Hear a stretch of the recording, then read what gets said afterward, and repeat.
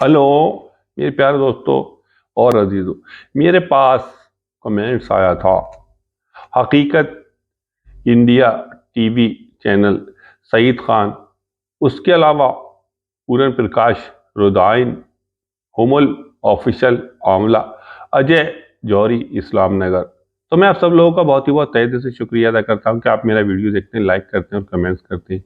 आज मैं भारत और न्यूजीलैंड के बीच जो 3 टेस्ट मैचों की सीरीज खेली गई थी, उसमें हार का जो भारत का क्लीन स्वीप जो भारत हुई 3-0 से हारी, उसकी क्या वजह रही, उसका क्या कारण रहा, उसका क्या रीजन रहा। तो उसमें सबसे बड़ी भारत की ये वजह रही, भारतीय टीम की ये वजह रही कि मेरी समझ में एक बात नहीं आई, जिस तरह से भारतीय टीम ने खेल दिखाया, उससे देखकर ये लगता था कि ये भारतीय टीम ही नहीं है।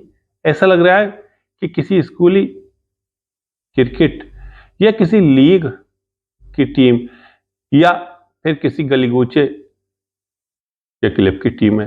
ये नहीं लग रहा था कि भारतीय टीम है और वो न्यूजीलैंड के सामने ऐसी बल्लेबाजी कर रही है। बिल्कुल पूरी तरह से, बुरी तरह से फ्लॉप बल्लेबाज।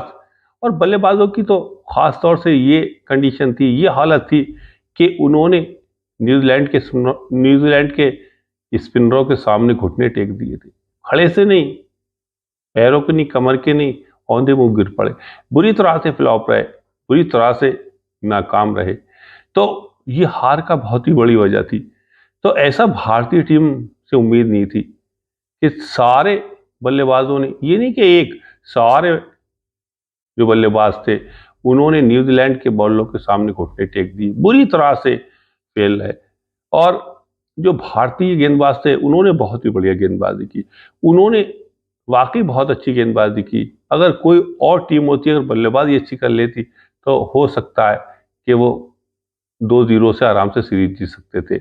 लेकिन सारे जो भारतीय बॉलरों ने अच्छी गेंदबाजी की, सारे करे कराए पे भारतीय जो गेंदबाजों ने मेहनत की थी, विकेट लिए थे, उस पे भारतीय बल्लेबाजों ने पानी फेर दिया, बुरी तरह से फेल है। उसका कोई फायदा ना उठा सके। मेरी समझ में एक बात नहीं आई कि आप अपने स्पिनरों को नहीं खेलते हो, अक्षर पटेल को नहीं खेलते हो, उसके बाद अश्विन को नहीं खेलते हो, जडेजा को नहीं खेलते हो, वाशिंगटन सुंदर को नहीं खेलते हो, 4 इतने अच्छे स्पिनर खेलते हो, तो आपको सैटनर को खेलने में कोई क्या परेशानी थी। एजाज पटेल को आप नहीं खेल सके। और उसके अलावा ग्लेन फिलिप्स जो कि पार्ट टाइम बॉलिंग करते थे, वो विकेट ले जा रहे थे, उनके सामने ही बुरी तरह से फेल हुए। पहले मैच में, दूसरे मैच में सैटनर जरूर थे, तीसरे मैच में सैटनर भी नहीं थे, उसके बाद भी उन्होंने बुरी तरह से, एजाज अहमद ने और ग्लेन फिलिप्स ने विकेट लेके भारतीय टीम को 146 रन भी नहीं बनाने दिए, 121 रन में पूरी टीम ऑल आउट कर दी, बुरी तरह से फ्लॉप रहे। तो सबसे बड़ी ये कमी रही कि सारे बल्लेबाज बुरी तरह से फेल रहे और उनको स्पिन के सामने बहुत ही परेशानी हुई।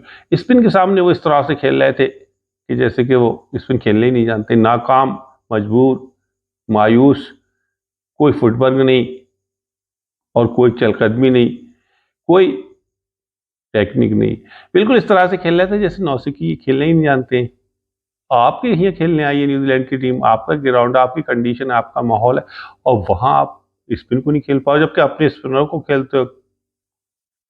स्पिनर जब तक आपको अच्छी तरह से, स्पिनर को अगर आप जब खेल सकते, जब तक स्पिन को आप हर गेंद को निकाल के ना खेले और हर गेंद पे आप निकाल के खेले, सिंगल से स्ट्राइक को रोटेट करें, लूज गेंद का इंतजार करें, और आपके अंदर बहुत ही बढ़िया आपका एक फुटवर्क होना चाहिए, एक चहलकदमी होना चाहिए और चैलेंज होना चाहिए। स्पिन को जब भी खेल सकते हो, चैलेंज को कबूल करो, जो चुनौती मिलती है उसे स्वीकार करो, तभी आप स्पिन को खेल सकते हो, वरना आप स्पिन को नहीं खेल पाओगे। स्पिन को क्या, अगर आप जिंदगी में भी अगर आप रिस्क नहीं लोगे तो आप जिंदगी में भी कभी कामयाब नहीं होगे। रिस्क लिया जाता है, कुछ मौके ऐसे होते हैं वहां पे रिस्क लिया जाता है, वहां चैलेंज को कबूल किया जाता है, तो आप वहां कामयाब हो सकते हो। तो वो चीज देखने को नहीं मिली। तो भारतीय टीम में कोई रिस्क नहीं, कोई चुनौती नहीं और कोई चैलेंज को कबूल नहीं किया, इसलिए बुरी तरह से फेल रही भारतीय टीम। एक बात समझ में नहीं आई कि आपके विकेट, आपकी कंडीशन, आपका माहौल, आपके दर्शक, आपके फैंस, आपके चाहने, सारा कुछ आपका था, तब आप अपनी पिच पे नहीं खेल सकते, तब जब कहाँ जाके खेलोगे। इस तरह से न्यूजीलैंड के सामने घुटने टेक दिए बुरी तरह से भारतीय टीम ने, कि जैसे कि किसी गली गूचे की, किसी स्कूली क्रिकेट की, जैसे किसी लीग की, जैसे किसी क्लब की टीम, बुरी तरह से भारतीय टीम फेल रही और अपने दर्शकों के, अपने चाहने वालों के, अपने फैंस के भारतीय टीम ने बहुत ही दिल दुखाए। वो बहुत ही ज़्यादा परेशान है, बहुत ही ज़्यादा मायूस, उनके दिल बैठ गए, वो बहुत ज़्यादा अफसोस और सदमे में है। अब वो हार को ज़्यादा बर्दाश्त नहीं कर पाएंगे। हार सहते सहते, जैसे कि पाकिस्तान के जो फैंस थे, वो हार सहते सहते बर्दाश्त नहीं कर पा रहे थे, ऐसी भारतीय जो फैंस चाहने वाले, वो हार सहते सहते अब भारतीय टीम की हार को बर्दाश्त नहीं कर पाएंगे। अब उनके दिल बैठ गए, अब उनके दिल बेचैन हो गए, अब वो परेशान हो गए, अब वो हार को बर्दाश्त नहीं कर पाएंगे। कहीं ऐसा ना हो कि वो भारतीय टीम को छोड़कर किसी और टीम को सपोर्ट करने लगे, किसी और टीम को चाहने लगे, जैसे कि ऑस्ट्रेलिया या फिर इंग्लैंड को। तो ऑस्ट्रेलिया इंग्लैंड को पसंद करने लगे, उन्हें सपोर्ट करने लगे। भारतीय टीम में बहुत ही बदलाव की जरूरत है। अगर भारतीय टीम में बदलाव नहीं किया गया तो भारतीय टीम कभी कामयाब नहीं होगी। बहुत ही ज्यादा बदलाव की जरूरत है। मैं ये बताना चाहता हूं कि भारतीय टीम इस वक्त बिल्कुल डाउनफॉल की तरफ है और सबसे बड़ी कमी ये रही कि कप्तान की आंख बहुत अच्छी होनी चाहिए। कप्तान की आंख, वो चीज रोहित शर्मा के अंदर देखने को नहीं मिली कि उन्होंने अहम मौकों पे, जहां अहम मौके होते हैं वहां पे अगर कप्तान के अंदर, उसके अंदर अथॉरिटी इन है, तो वो अगर लूज फैसले लेता है तो वो भी चले जाएंगे, और अथॉरिटी उसने इन नहीं की है तो उसके सही फैसले भी नहीं चलेंगे।